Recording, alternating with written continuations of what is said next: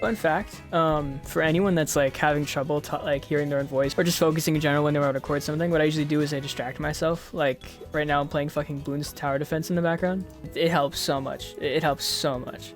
I do this so like I could talk normally without having to worry or stutter even, you know? It's a lot easier when you're playing a game. All right, speed this up. What are you even doing today? What's going on? I just sat down. I have no fucking idea what I want. We could just play Bloons all day. We could just play Bloons. I would not be opposed. This is kind of satisfying. All right. We could do Paradox Pokemon today, I guess. We'll do Paradox Pokemon after this. We'll do Paradox Pokemon after this. Come on. Oh, hold on. Just a few more rounds.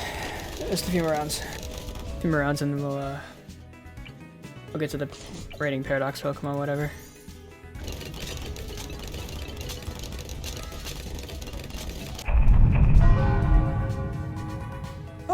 My balls hurt!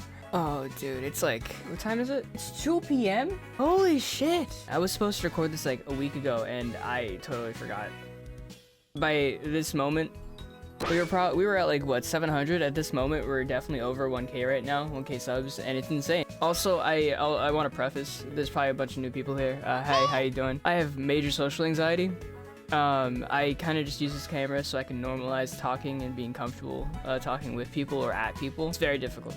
All right, before we begin, I gotta talk about this because I fucking hate this. Paradox Pokemon are amazing. They're really well designed. But some of them are just like the exact same. It's like they took Metal Coat to literally. They just took a Pokemon and they just like changed the texture out and they're good, you know? Spoilers, I guess. We encountered them at the end of the game, which is ridiculous, with the exception of like the elephants in the desert. It gets on my nerves because it's like a very big plot point in this game to include these Paradox Pokemon, and they're not used until the end. You know, hopefully we'll be able to see some people use them in the DLC. I hope like we get to rematch Gita and she uses a bunch of these Paradox Pokemon, because I wasn't a fan of her team, but that's besides the point. I think we should start out with Iron Treads and Great Tusk over here, just because they're like the first real Paradox Pokemon we learned about. Because at the time we didn't know that Koraidon and Miraidon were supposed to be Paradox Pokemon. We thought they were just evolutions for the other one, the other lizard. I forget its name. So we're gonna go with these two first. I think Great Tusk is definitely like S tier, A tier, you know? Great Tusk, and it's shiny. Its shiny is fucking amazing, immaculate. So I think it at least deserves A tier. I might move it up or down depending on what else we put on. I think this, I think we need to rename a category. Hold on, we need to, that's it. That goes there. It's the ugliest design I think I've seen for a futuristic Dawn fan that they could have gone for. I think it's because every Paradox Pokemon here, for the most part, no, every Paradox Pokemon here, you can kind of tell what Pokemon it was from. If I showed this to a kid, even a kid that was familiar with Donphan, he wouldn't suspect that it's a Pokemon related to Donphan. Instead, he might think it's a different Pokemon entirely, you know?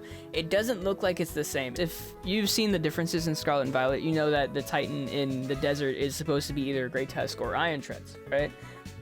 Great Tusk looks amazing in the desert. He's huge. Iron Treads is like a quarter of the size as a Titan. I think it was kind of a letdown. If you bought Violet specifically for Iron Treads, you're weird. You're weird. We should also rename this, huh? There we go. Honestly, Koraidon goes hard. Koraidon goes so hard. Both its normal and its shiny variants look so good. It's insane. The black and yellow look amazing on Koraidon.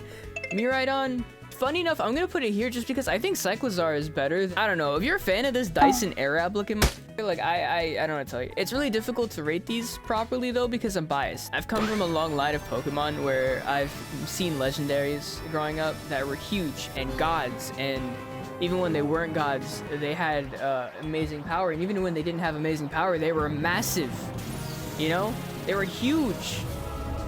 And I understand the need to make them a little bit smaller and grounded because we use them for mobility and transportation, you know? It's kind of like Latios and Ores. It makes sense, you know? It makes sense. It's great in concept. It's just kind of a letdown as a box art legendary. I think we gotta get these out of the way. Iron Valiant, Roaring Moon, they both go hard. They're probably the best Paradox forms in the games. It looks like he wants to be a superhero, doesn't it? He's got like that bandana mask and he's got like the cape and shit. Also, the feathers on its wings look like Ho-Ohs, and I love that. And it's also very reminiscent of its mega design, which I think is intentional.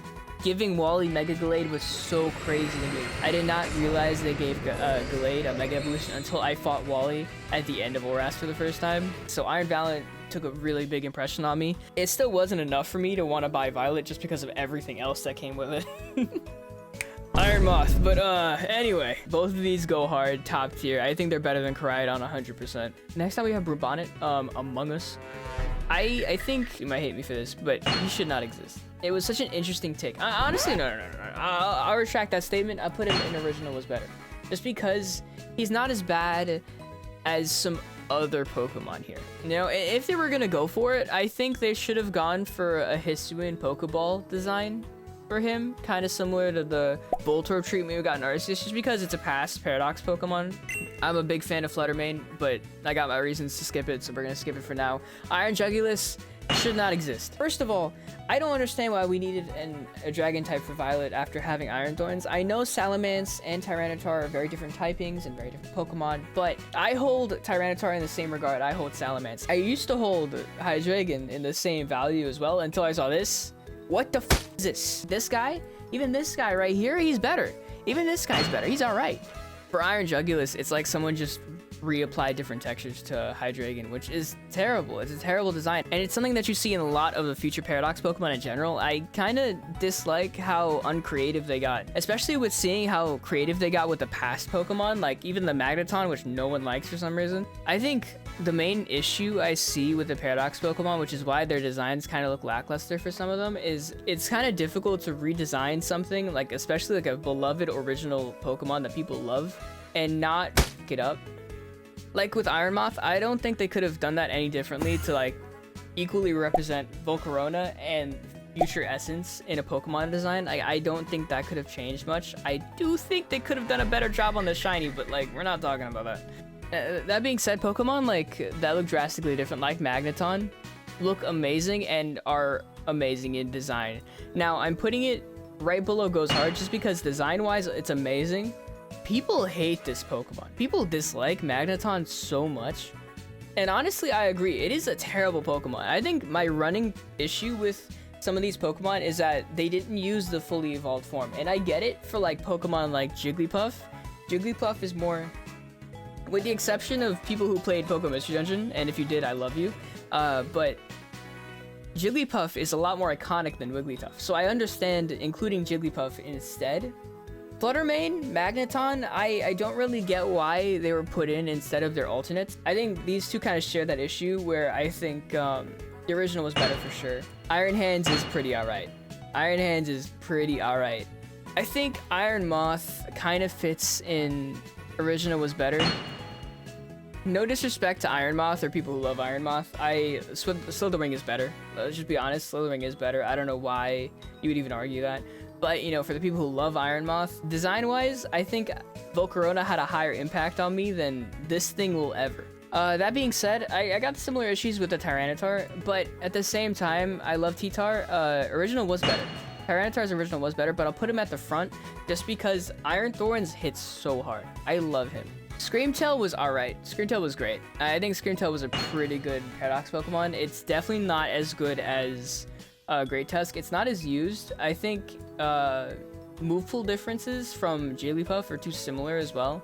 I don't think its stats are that much bigger, or that much improved to where I like care about it more. Slitherwing, holy shit. Slitherwing is at the top of my list for sure. Slitherwing goes at the top. Slitherwing is my favorite Paradox Pokemon in the series, okay? And Scarlet and Violet, this will forever be my favorite Paradox Pokemon simply because of its shine. Now, moving on to the DLC Pokemon, the legendary Pokemon that was supposed to be in the DLC, it's not confirmed, but we're assuming that it will be based on how they were teased in the game so far. I do with the Suicune, with the Raikou, Suicune, and Entei combo more than the Virizion, Terrakion, and Cobalion combo. They're just better. They're better individually, and they're better together. Design-wise, they look so well done together. I think the Virizion, Terrakion, and Cobalion, they were too similar to where this design kind of looks weird. It kind of looks like it kind of almost looks like a futuristic Stantler. I don't know. I think it's okay. I don't think it's the best legendary. There are definitely other legendary trios they could have gone with. I would have been so happy with a futuristic combination of Azelf, Mesprit and Yuxi, and they look so similar, but I'm pretty sure a wicked ass combo design could have come from that. But this one's alright too. This one's okay. Side note, I was gonna talk about how the trio for the Forces of Nature would be pretty cool, but they're not a trio anymore because of Enamorous. I don't know about you guys. If you like that thing, something is innately wrong with you if you like Enamorous. Oh my god. Anyway, Suicune, Entei, and Raikou goes hard. I think my main issue with this combo is that we learned back in Heart Gold and Soul Silver that they were created out of possible evolutions that died in the tower and were brought back to life by Ho-Oh. Their existence alone, as far as we know, only applied from Gen 2 onward. But when you bring this concept here, it makes this Pokemon more unrealistic for our DLC, which makes me kind of upset and kind of scared as to if we're even gonna get them in DLC. You know, and what this means for the versing combo as well. Even in the books, they were listed as imagined Pokemon, which I talked about in my previous video, but like, it kind of scares me. I don't know, it kind of scares me, because if this isn't part of the DLC, then what is? I will say, overall, these forms and, like, redesigns look alright, you know? I will bring Brute Bonnet down to shouldn't exist, and I think that completes I think that completes my tier list. I think this is like the prime. Actually, you know what? No, hold on. All right, now this is good. Do I think the originals are better? I think the originals, for some of them, were pretty good. I do think Paradox Pokemon take it to another level though. I do hope to see more Paradox Pokemon in the future, just because it's such a good concept to redesign Pokemon based on time periods. I love that. And I think they could do a better job with the future Paradox Pokemon especially, so I can't wait to see what they come up with DLC.